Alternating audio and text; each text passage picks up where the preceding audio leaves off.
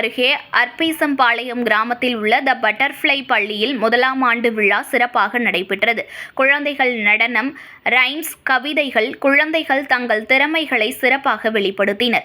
அதில் சிறப்பு விருந்தினராக திரு கணேசன், டிஎஸ்பி முரளிதரன், அர்ப்பீசம்பாளையம் ஊராட்சி மன்ற தலைவர் மற்றும் விழுப்புரம் கோகுல்ராஜ் வழக்கறிஞர், மாநில சட்ட ஆலோசகர் கலந்து கொண்டு விழாவை சிறப்பித்தனர். மேலும் திருமதி மஞ்சுளா அருள், பள்ளியின் தாளாளர், சிறப்பு விருந்தினர்கள் மற்றும் பெற்றோர்களையும் வரவேற்று அனைவருக்கும் நன்றி கூறினர்.